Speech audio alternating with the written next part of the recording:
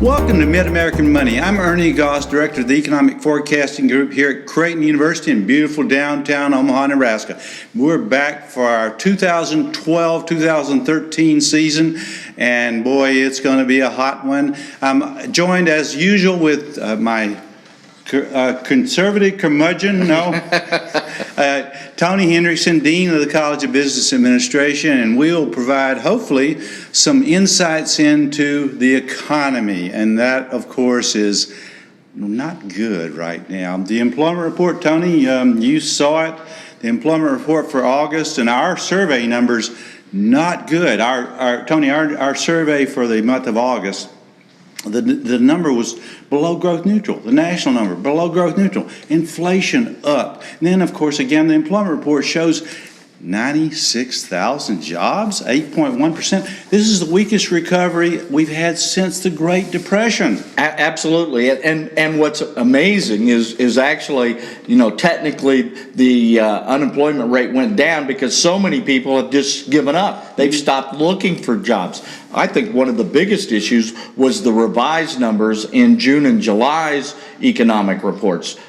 June was revised from 63,000 down to 45,000 jobs, and July's was actually down from 163,000 down to 141,000. Well, not good. I mean, terrible. Folks, here's the oddity of it. The report was so bad, it was good. Right. Now, that could only mean something to an economist. And the dean of the College of Business. And so why do you say that, Ernie? Well, it was so bad that the Federal Reserve is going to push to do QE3, and the market thinks that's good. This is perfect nonsense. We had QE1, QE2, and now QE3. That's quantitative easing 1, 2, and 3. It's like the third cup of coffee. In other words, you get a boost for that first cup with that caffeine. The second cup, a little less. Third cup, there'll be a boost, but not much. Ernie, I think you're being magnanimous about that. I think it's the third strike. I think they swung and missed with the first QE1. QE2 was another strike, and QE3 will be the third strike. And hopefully this administration will be out because they don't know what they're doing in terms of getting the economy going. Well, you're right. And Bernanke, of course, is probably going to leave office. The head of the Federal Reserve, the U.S. Federal Reserve, who's head of the Open Market Committee, they, as you know, Tony, and all of our audience knows, they set the interest rates. In this case, they're going to set, or at least push the interest rate down with QE3 by buying long bonds. Is that the reason the economy's not growing, because of about too high interest rates? No. In fact, who thinks that? The money supply is enormous. In fact, many people are saying that we're not going to experience inflation, and I vehemently disagree. I mean, all we have going on right now is pent-up demand in terms of inflation.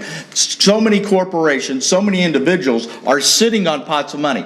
Ernie, let me just bear with me. If we were playing poker and we've had stacks, I don't either, because I can't bluff very well. But if we were playing poker and we had stacks of chips in front of us, and you and I kept anteing in only $1 a hand, people would say it was a low stakes game. Just because the fact that we're not putting in much money in the pot doesn't mean this isn't a high stakes game. There's lots of money, it's all sitting on the sidelines. But eventually, people are going to utilize that money, or at least we hope if the economy ever does turn around.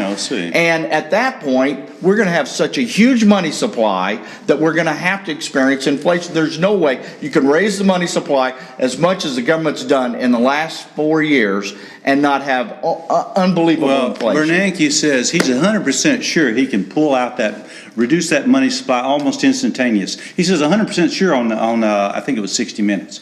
No economist is 100% sure of anything. I wish he was 100% sure about how to fix it. I'm not 100% sure of anything. But this is a tough economy. And to back up what you're saying, the CEO of Cisco, John Chambers, said that he will not invest his money, the money he has, the cash, in Europe. He will not bring it home to the U.S. and invest it. He would rather put it in Great Britain because of the failure of our economy and failure of our public policymakers.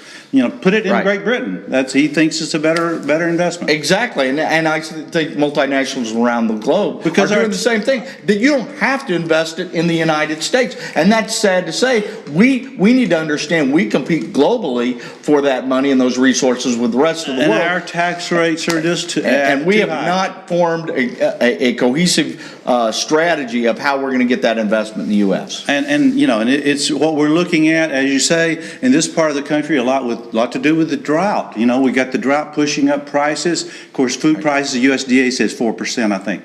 4% a month. No, Right. it won't be that, but it's going to be 6 to 8%. Well, great, Tony. That was a real good summary, I think. Thank you for that. And thank you for joining us for this segment of Mid-American Money. And we'll be back shortly with other little vignettes of what's going on in the economy. And thanks for joining us for this vignette, this overview of the economy, the Mid-American region. So thank you very much.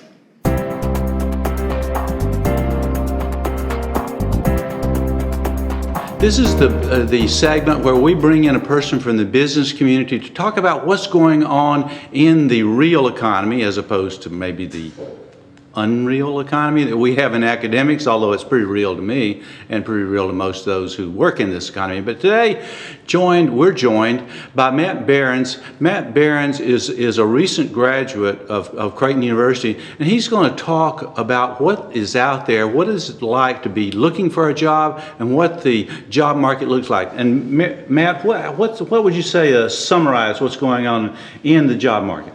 Well, I actually was fortunate enough to get my job last fall, which, because I'm an accounting major, they like to get their recruiting done a little earlier. Should have been economics. You know? Why? Accounting? What's the deal? No, that's one of the best majors, by the way. If you want to get a job quickly, get it in accounting, get your degree in accounting, my judgment. Okay. Yeah, I was fortunate enough to get a job earlier in my senior year. But what a lot of my friends are experiencing right now in the job market is they either can't find what they're looking for, so they have to either stay in school or they have to take jobs that they don't necessarily want right now. Good for our graduate program, but not good for them. Maybe. Right, yeah. So what now, in terms of moving, does it help your odds if you're willing to move to another location, would you say? That has not been my experience, actually. I know we're in Omaha, which is a lot better than the rest of the nation. Yeah, I would say that. Yeah. In terms of what would you say facilitated you getting a job, or what do you think would facilitate other folks getting a job quickly and a job they want quickly? Right, and I would just say sometimes it is staying in school and building a certain skill set. Okay. And it's a lot of times just kind of knowing where jobs can be. As far as I know, a lot of times the accounting field has some turnover, so a lot of times accountants are looking for. Well, that skill set. What in that skill set do you think is you got to have? Well, I think a strong analytical background and paying attention to detail really helps, and then just kind of being able to work hard, showing that you can work hard. And showing that to now that's hard to demonstrate with a one interview and a sheet of paper. Right. How do you do it? I mean, tell me about demonstrating how if I'm an employer, how do I know you're a hard worker? I mean, I don't mean to put you on the spot, but how do I know? Well, a lot of times it's bringing up real life examples where. Oh, good point. Good point. Yeah. Yeah, and have an internship experience and people they can reference back to give examples. What about things like unusual methods of search, like going to Rotary Club meetings, or maybe networking that way, or going to your church or synagogue? What about that? Absolutely, networking has been huge. It's funny where I work now. I didn't meet one of my employers this way, but it just turned out that I go to a gym where the owner and the person I'm working for are real good friends. So it's just funny how that kind of can work out. And you worked out hard at the gym as well. You show that person. Hey, I only excel in the classroom, in the business world, but also in the gymnasium, right? Yep, absolutely. Bench press about 300, is that right? No. Yeah, well, maybe. Yeah. Okay. Now, I think you double majored. I think you told me earlier. Yes. Now, what was your other area of emphasis? I was in finance also. Still not economics. Gosh, we got to get more into economics. But a close third. Okay, close third. You took some of our classes. I did, absolutely. Okay. I don't remember. You didn't take my class. So no, I didn't. Well, that's next time maybe in the MBA program when you get an MBA. Yeah, absolutely. Okay, so in finance, what are some things that did that help you get the job you currently have? Absolutely. I would say that being a finance major, there was some overlap in the classes that I could take to get to my 150 credit hours of accounting, and also I think it showed my employer that I was willing to kind of expand my horizons rather than focusing exactly on accounting. Right, by the way, folks, if you're not familiar with the requirement in accounting to get your CPA, you have to go beyond the 128 hours. You have to add on some more hours, correct? Absolutely, yeah. So accountants are sticklers like that. They want to add on this and that. Get into economics. I don't. Next, when you go back to get your MBA, do a lot of economics. That's my recommendation. Absolutely. But all in all, well, thanks, Matt. Thanks for joining us for this segment of Mid-American Money, talking about looking for a job. And of course, as Tony and I have talked about, this is not all that good of a time to look for a job. But as Matt has been successful, many can be successful. But having a great set of skills, and as Matt says, good work ethic, those are primo in terms of getting that job.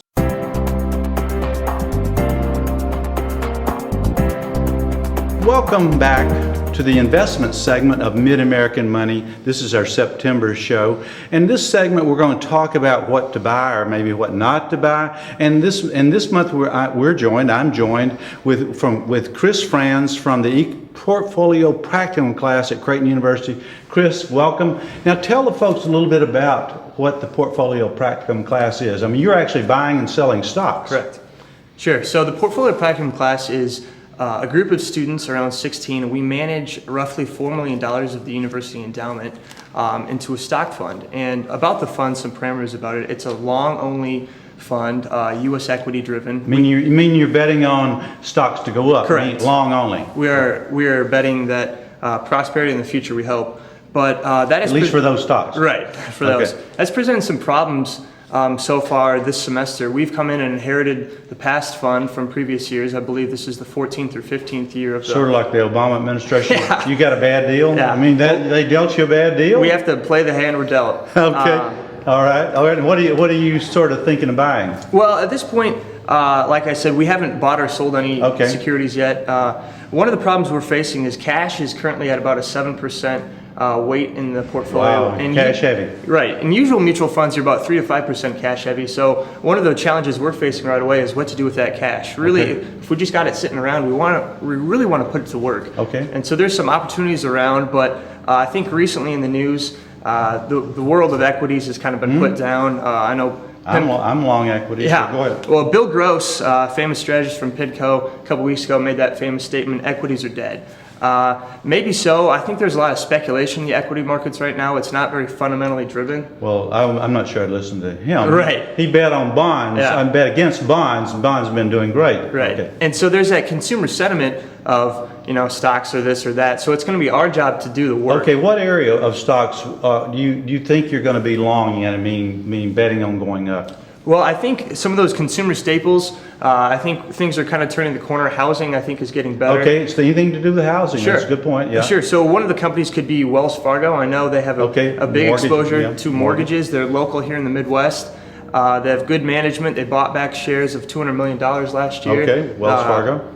What else? You say consumer staples, maybe Procter & Gamble? Yeah. Okay. Company like that, company like McDonald's. As people begin to have more income, their propensity to spend will increase. So the job market's not picking up like we'd say, but the stock market, you know what do you think about ConocoPhillips? Now I'm buying it long term. Now long term, meaning between now and mid next year, you may see some ups and downs, but I'm long on ConocoPhillips, so an energy stock. Are you familiar with that stock at all? I am. And from professor to student now, are you going to get, what kind of grade you going to give me for that?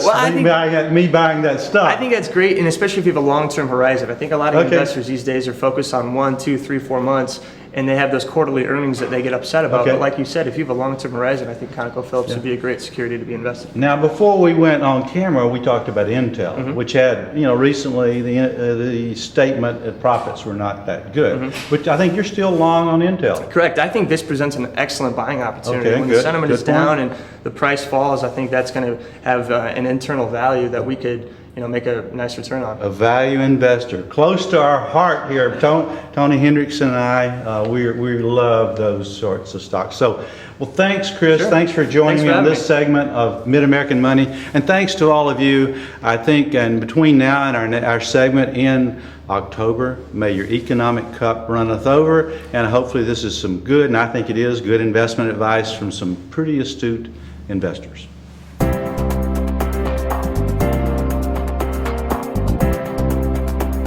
Well, we've been talking about the September jobs report and unemployment, and of course it's over 8%. The reality is it's very different depending upon your educational level of attainment. If you are a college graduate, unemployment rates are typically below 3% around the country. If you're not a college graduate, unemployment rate is well over 15% and pushing 25% in some parts of the country. So it's important that you have an education. And so how does that relate to what's going to happen in the future? Well, if we ask our career placement people at Creighton, which is always of interest to potential students and parents and to our alumni, the outlook for 2013 is very good. Employers indicate that they will increase hiring by about 12%. It's also important to look at where they're looking, what kinds of grads they're looking for. Number one, on the reporting list of employers nationwide, a nationwide survey of employers, is finance majors, accounting majors, then computer science majors, electrical engineers, and mechanical engineers. Those are the top 5 areas. And that bodes well for Creighton because we're very strong in finance and accounting, and of course our business intelligence and analytics area is also helps to supply those people in needs in the computer science arenas and areas. If you look back historically of how we've been doing at Creighton, it's been very, very good. We're still compiling the numbers for last May of 2012, but for May of 2011, placement rates for business grads, 98+%. And our survey, different from many schools, nationally schools typically will get response rates of less than 60%, in many cases less than 30% of their graduates. We pretty much hunt down every graduate to find out what they're doing. And so with a response rate of well over 90% of our grads, our data shows that over 98% of our students were placed in May of 2011. We think that's going to be higher from all the evidence that we've received so far for 2012. So we think that's very robust. Essentially everybody at Creighton that's a business grad is going to get a job. In many cases, if you'll do multiple internships, we're seeing students have between 3 and 5 job offers. Our salaries are above the national average, and so that's a pretty robust job market for students.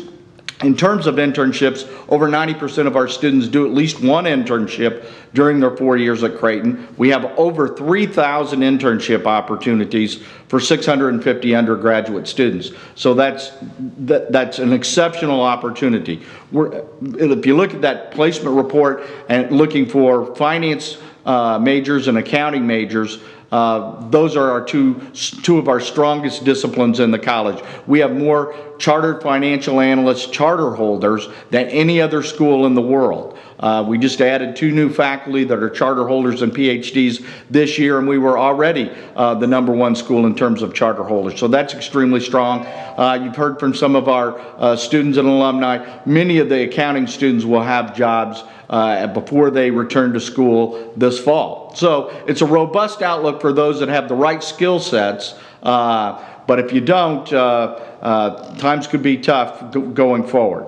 But with those Creighton degrees, everything looks very rosy for the future.